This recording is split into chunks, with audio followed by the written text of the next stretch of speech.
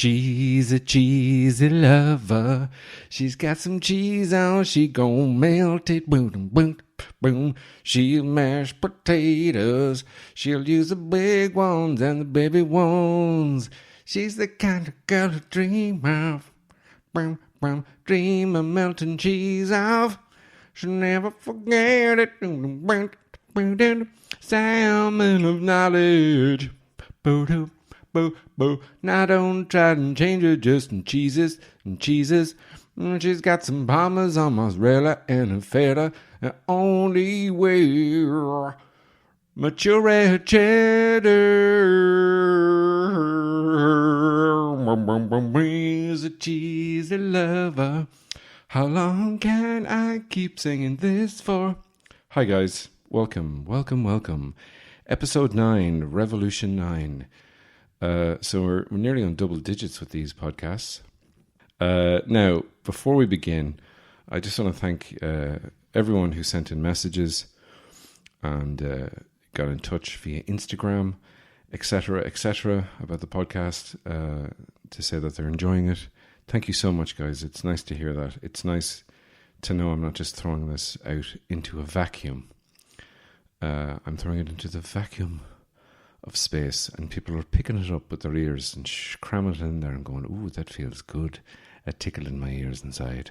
So thank you so much for that. Now, before we begin, if you've been listening regularly, you know that my father has his own podcast, which is just him ringing me, and we just chat.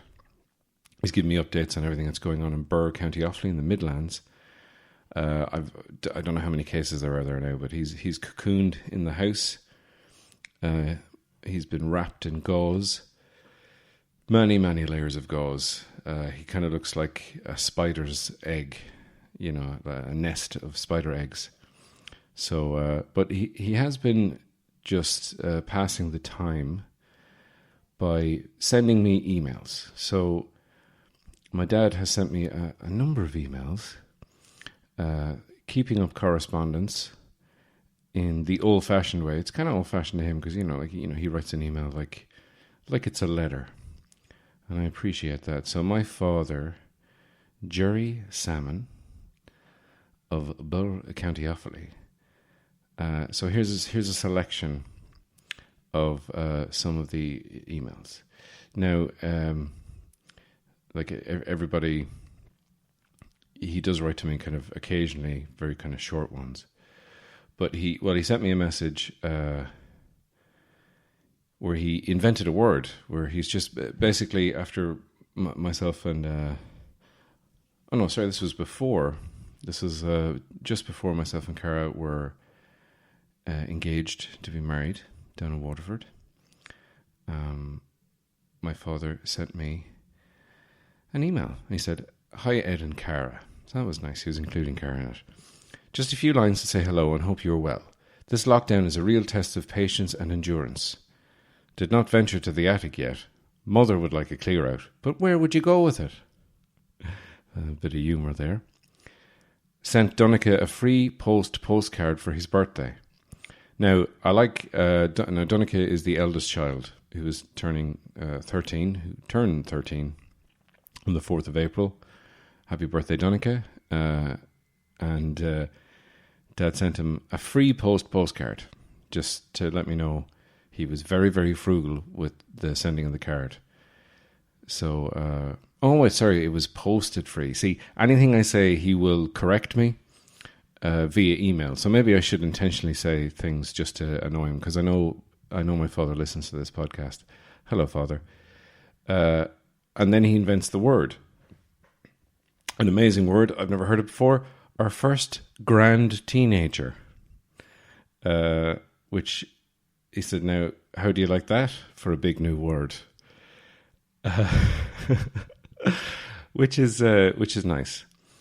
I'm very impressed. I'm very impressed by the big new word. Yeah, grand teenager. Although grand teenager to me conjures up an image of a really, really old teenage person. I don't know if it's like an old person trying to act young, like Hans Moleman in The Simpsons, where he's like Cowabunga dudes, and he's trying to skate on a skateboard, or is it a teenage person trying to look like an old person? It's like if suddenly being really old was cool and all the teenagers around the world were like, hey, where do I get those really high pants? And had like designer walking sticks and whatever. Continuing on with my father's email, I do like that for a new big word. And then he says, never thought at my age I would be so anxious for time to pass. Running out of things to say, talking out of you know where, his arse. Keep safe, kiss. Which was nice. I like that he says, I never thought at my age I'd be waiting for the clock to run out. Which is essentially what he's saying. Just a little reminder of his own mortality. So he sent me another email a couple of days ago. Hi, Ed. I think I told you about the missing paint. So straight away I'm hooked. I'm like, oh yes, I remember. I remember him talking about there's paint in the house somewhere and he has to find it. And then I'm on tenterhooks, guys. But then the next line just alleviates my nerves and my tension. I found it yesterday. Phew. Thank shite he found that paint. Because, guys, I was tossing and turning. I couldn't sleep thinking about this paint that was in the house somewhere. I was like, oh, God, I hope Father finds the paint. Then the next line just hits me with deep philosophical. I went into an existential crisis thinking about this next line. How is it always in the first place you look, but not the first time you look? I'm not sure if that's an expression. How is it always in the first place you look, but not the first time you look? Because it's hiding? So, anyway. So, and then he signs off, hi to that brave girl, Cara. I do know you'll be good to her. I don't know why he's calling Cara brave. Because she's living with me. So, a little bit cheeky there. A little bit cheeky from the pop-pops. So then he sent me on a follow-on email which made me think, oh, okay, he's obviously listening to the podcast because he references, I was talking about old albums and the different speeds that they would go. And I was like, is it 78s, old 78s or 75 speed? So he knew. He was listening and he was like, bit of a mistake there. So he said, forgot to tell you, all singles were 78 speed, not 75. I used to have one of Elvis Presley's first hits, Heartbreak Hotel. I think Terry took it with an old gramophone we used to have. Now, it's a weird... now, Terry is my... deceased aunt, my father's sister, who's passed away. Rest in peace, Terry. But I think Terry took it with an old gramophone we used to have. Now, he had an old Heartbreak Hotel 75 speed, 78 speed. God, he's corrected me and then I've still fucked it up. But an old gramophone we used to have. I'm thinking, how old are you, Dad? Like, are you older? Were you born in the 1800s? We had an old gramophone, and we'd all stick our listening horns to our ears and have a lovely time listening to Heartbreak Hotel. And then he hits me with like a bit of harsh criticism, I think, guys, which is. And there's a new paragraph, so you know he's serious. Full stop, new paragraph. Don't push the podcast too much or you will run out of chat. Maybe shorten the time. Just a suggestion. Then, glad to hear you're keeping busy. Kiss, kiss. Normally it's one kiss. 2 kisses. So he's overcompensating for something because he knows he was being harsh there. Maybe shorten the time. He's basically saying, look, you're talking shite a lot. So... you're going to run out of that shite talk. Maybe don't talk too much shite. Talk shite, but for a lesser period of time. And I think people will really get into that shite talk, but short shite talk. Short shite talk with Ed Sammon. So guys, we're going to have a little short break here, and we'll be back shortly. I suppose if you have the forward function on the thing, you can forward it by 30 seconds, and maybe the ad is 60, and then forward it twice. See if that works. Anyway, see you shortly. Bye. And we're back. So, thanks very much, Father. Of course, I was talking to him today, and he was telling me about way back in the day. Because back in the day, guys, here's some more Birr facts. We had some Birr facts in episode 2, I think it was Birr Man. Or that was episode 3. I don't know. Who knows? But I'm from Birr, County Offaly. And we used to own a pub. And the pub was called the Fighting Cocks. Because, and I'll tell you for why. Because they used to have cockfights at the back of the pub. So, and on the walls, on the outside walls of our old shed, there were these brass rings where gentlemen would, this is pre-automobile, pre your Hyundais, guys, or your Ford Fiestas, or your Volkswagen Puntos, or Jungos, or your Renault Alligator 14-litre engine. Before any of those fantastic cars I just mentioned, this was people on horses, lads on horses, coming in, and they'd loop the loop with the front of the horse, and they'd watch a cockfight. So what happened was you'd have two lads would drop their breeches, and they'd get their penises out, and they'd just whack their penises against each other. And sometimes you'd have hard fights, sometimes you'd have soft fights. Difference there, obviously the hard fights, fully erect penises battering off each other. Jousting, I believe, is the name for it. But this is fighting. This was jousting is kind of you score points. This was two cocks enter, one cock leaves. This was who's going to give up first. You know, it's kind of like UFC, Ultimate Fighting, but they only use their penises. And then you'd have soft ones, which I know a soft cockfight tournament would go on for months, and usually the winner would be whichever lad didn't die of dehydration and exhaustion. De-exhaustion, I nearly said. Exhydration. I've just invented two more words. No, obviously it was cocks. It was those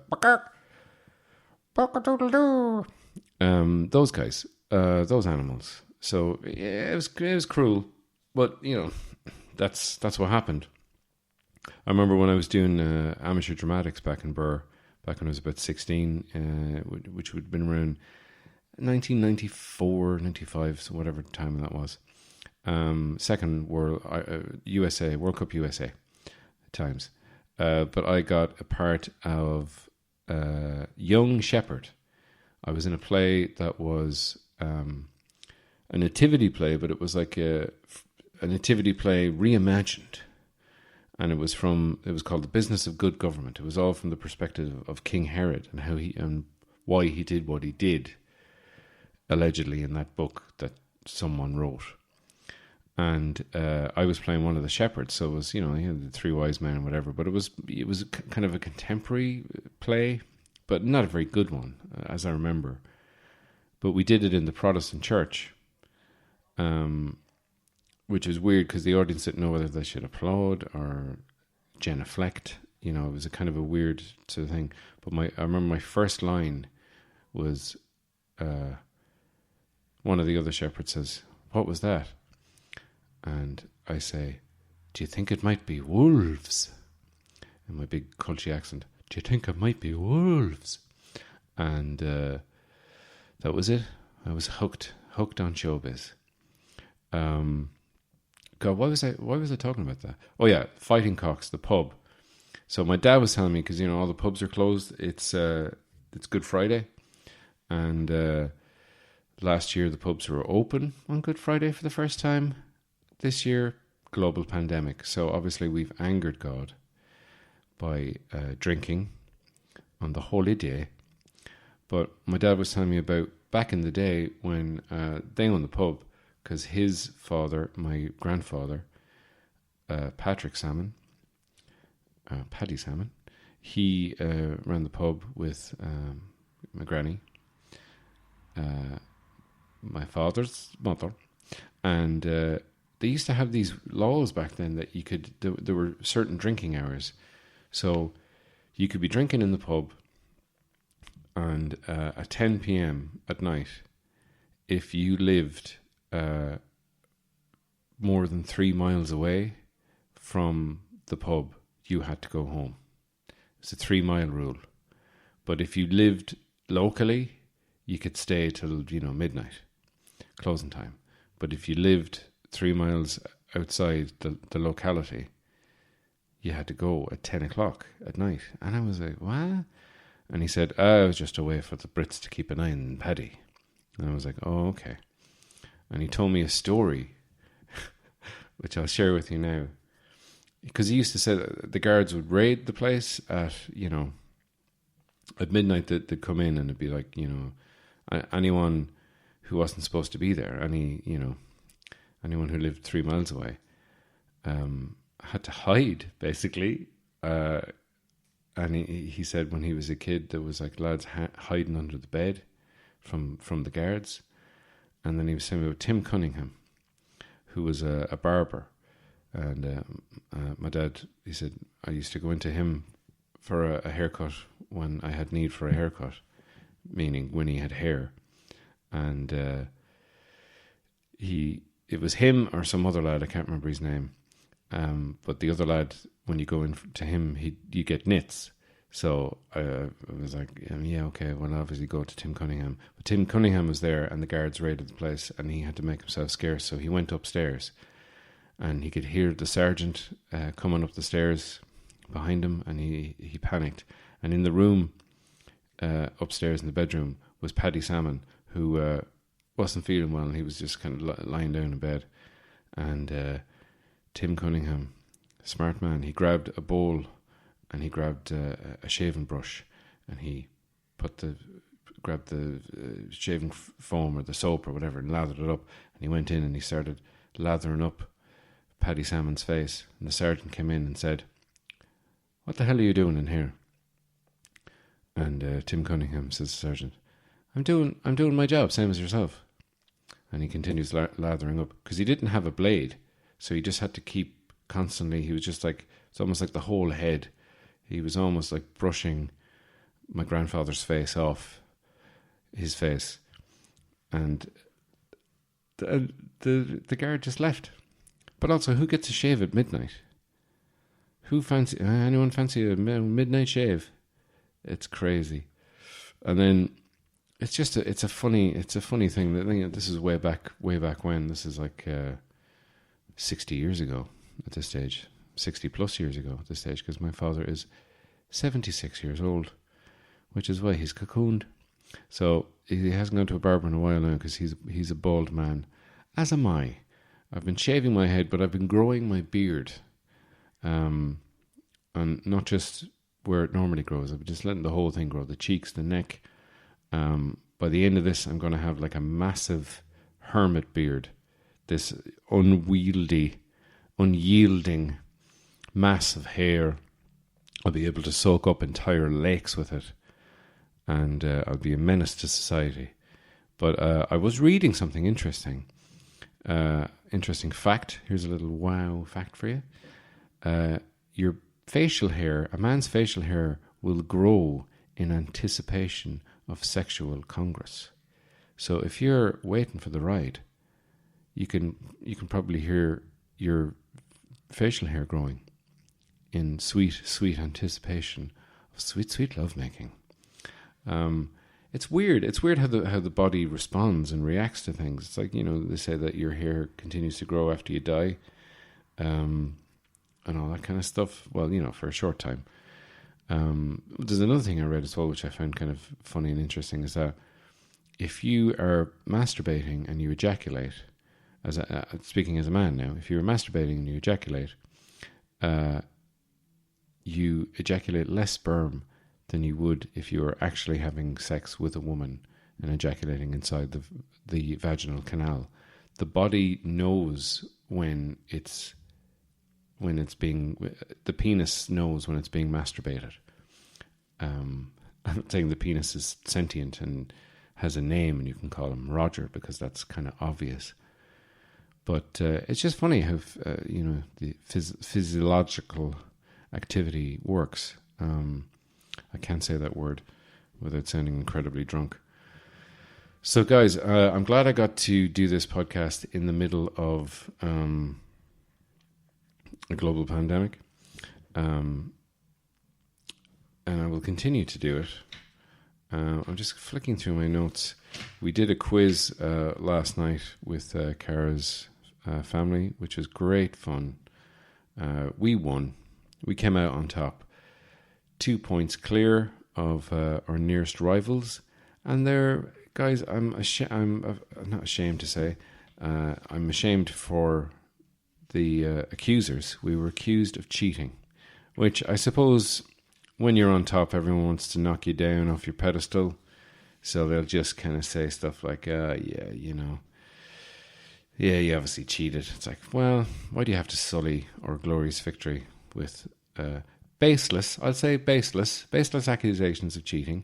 Obviously, we're all doing it through Zoom, and you have to kind of go in the honor system. But I'm an honourable man. I've never cheated at anything in my life. How dare you very much? Although I did that classic mistake where, I'm very happy with one of the answers I gave because it was knowledge I acquired at the zoo, which is one of the questions was, what do you call like a collection of flamingos? A bunch of flamingos. It's not a flock, but, hey, look, there's 100 flamingos, which is how many flamingos there are in Dublin Zoo. 100 flamingos. What would you call them? And it's called, brilliantly enough, it's called a flamboyance. A flamboyance of flamingos, which is just perfectly suited to that particular animal. What a wonderful animal. It also has a knee halfway up its leg and backwards. It's weird. Nature is amazing.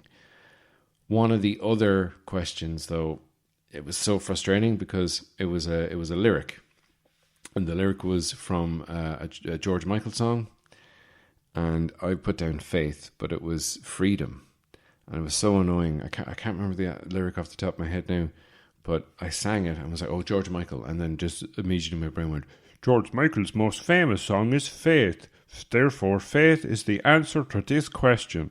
And I was like, yeah, wait a minute. But I think Robbie Williams did a cover of it as well. No, don't think about that. Just go with the first thing that came to your brain. Don't overanalyze it. You just put down faith. That's probably the right answer. But it wasn't. It was bloody freedom. I won't let you down. Will not give you up. I got to give for what you take. So, guys, that's the end of the podcast. Thanks very much for listening.